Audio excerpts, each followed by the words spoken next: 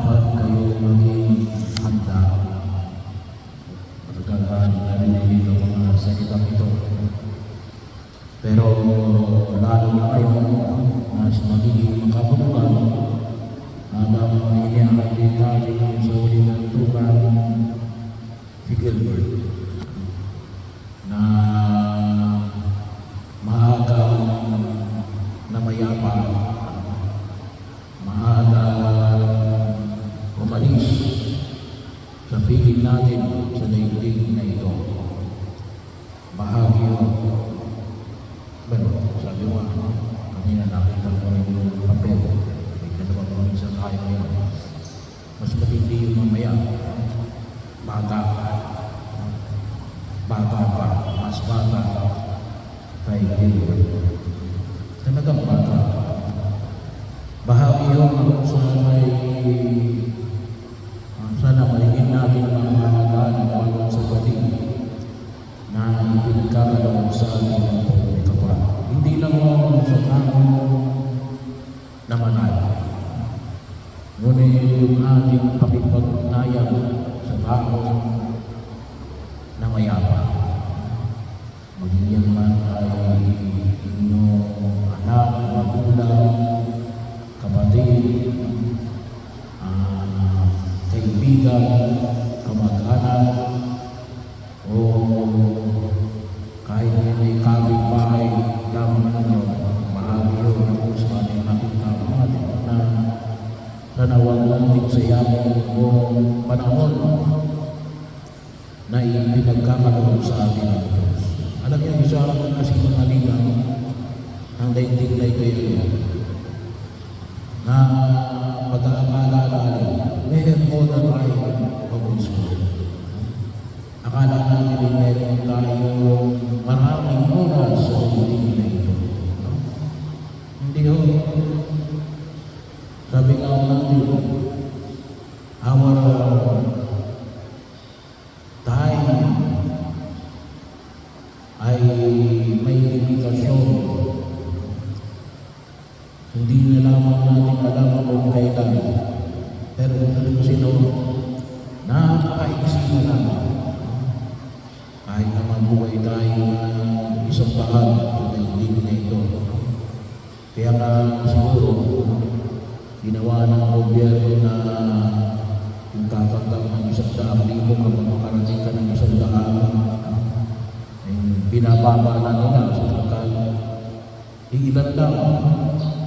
ilan lang yun ang makatatawag ng at sabi na natin na hindi mo na pakinabangan yung 100,000 na tatanggapin mo sa ganong edad.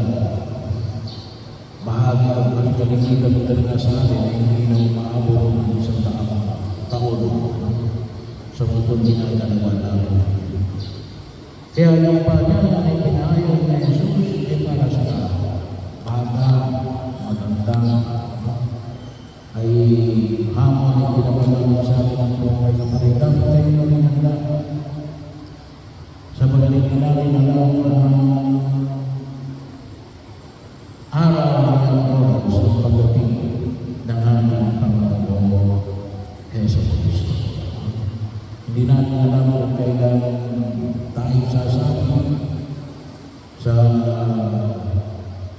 buhay na pinagkaloob ng Diyos sa atin. Hindi natin alam kung kailan natin papakinabangan ang buhay ng walang hanggan luwag sa kanyang kaharian sa langit.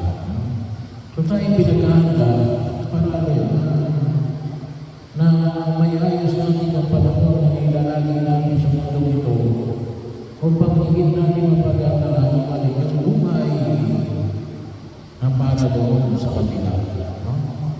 Kasi hindi ito yung ating lugar na patutunguhan namin dumadalaw tayo sa daigdig na ito.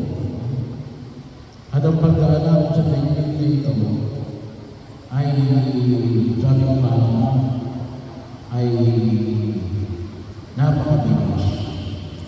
Kaya kinakailangan natin gagawin ito na higit sa lahat ng kalulugod sa harapan ng buong may kapal. Na